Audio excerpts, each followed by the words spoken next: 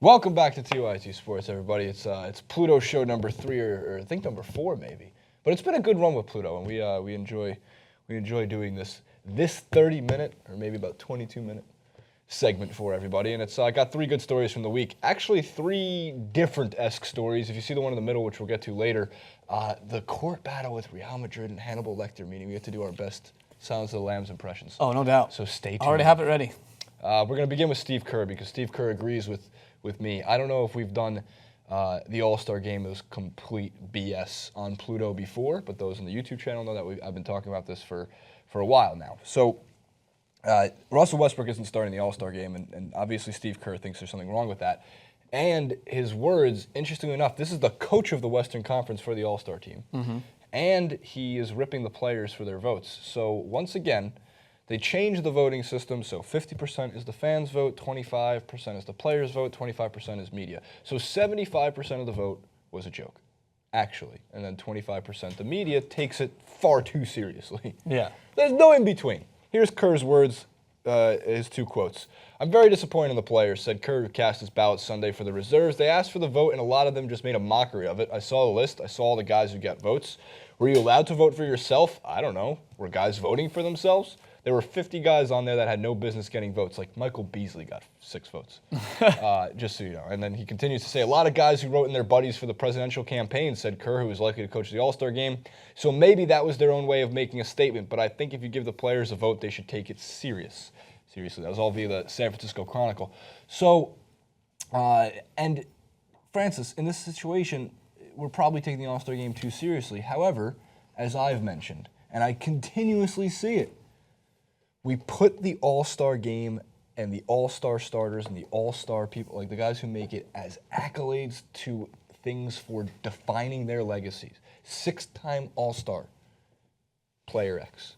12-time All-Star starter, Kobe Bryant. You got to remove that. It has to be replaced with something else. 1-time MVP.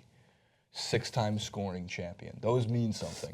Here's just a question for my own knowledge. Do they do all conference awards? Like they give... Well, they have NBA first team, second team, and third team, which is better because the fans don't have a vote. Exactly. Oh my God. So the fans are the players, because it's not just the fans, as we It's mentioned. the players Like too. the players is obviously what this clip is alluding to, is that a lot of time I think players have kind of realized that this is a little silly, and I think that they're taking advantage of it as well. Like they've saw the uproar and all the votes that have came in for Zaza Pachulia, and they're probably thinking to themselves, well, why should I take this seriously? You know, I could just vote for my teammates. I could just vote for this guy to kind of push him over the line. Like, I mean, there is examples, like if I was in the Portland Trailblazers, I would be pushing for Damian Lillard all the time. You're going to show allegiance to a player that you value.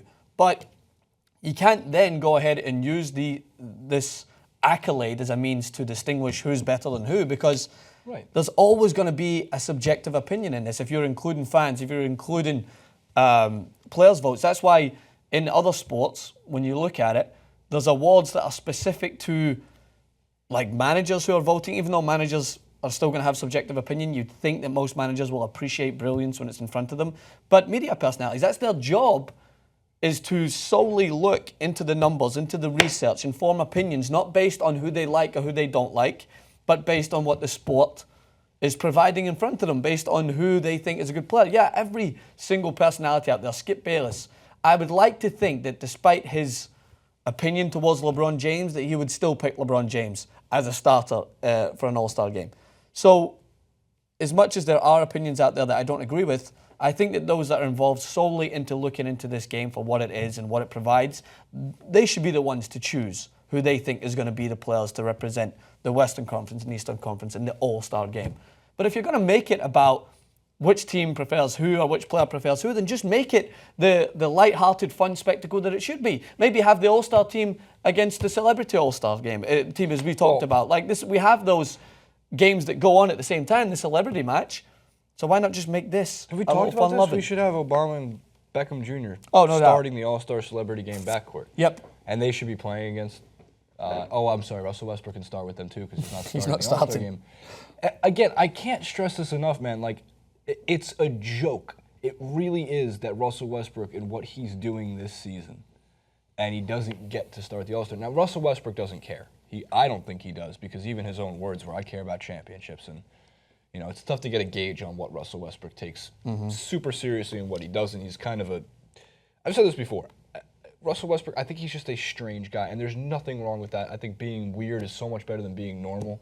No one ever found normal fun. No one ever found normal interesting. No one ever found normal something to hang out with. But Russell Westbrook is, the way he dresses, the way he takes everything 110%. Yeah. He goes 150 miles per hour every game. But you can't say as fans that you don't want to see Westbrook in the All-Star game. The guy will play the All-Star game more seriously than anybody else will. Yeah. And you can't say you don't want to see what happens when Westbrook and Durant have to play on the same team, even though it's an exhibition. You can't say that. It's impossible. Everybody wants to see it, except for maybe some bitter Oklahoma City Thunder fans. Yeah. And in this case, starting all the Warriors and Russell Westbrook would also be great if it was like Zaza, Clay, Draymond, Durant, Westbrook. Yeah. But that's why I get mad. My whole reason for being angry at it is I can't stand the argument where people say, well, this person was an 8-time All-Star and that was a 4-time All-Star. Okay, I was a 15-time All-Star because I can make the All-Star game. If I voted correctly and if I was a player and I can vote for myself, it's a joke. So Kerr coming out and saying this was interesting because I didn't know coaches took it as seriously as, Kerr having an opinion on this is interesting. Well, I think that the representation of how some players take it is the Tony Allen's example. Remember we were talking about how he just picked the most ridiculous players possible. He went in and chose Mo Williams, despite not having played a minute this season. Williams, Mo Buckets. Yeah, and well, good decision. And then he was picking players in alphabetical order at times, just because their name was top of the list. Adam Apple. And he was just picking them. So I think that you need to look at, just because, and the reason why we are aware of this is because Tony Allen periscoped, and was talking about it. He's just like... So he obviously gave light to what his reasoning was behind it. So how many players out there do we know that even take the time and maybe just send their votes to their assist?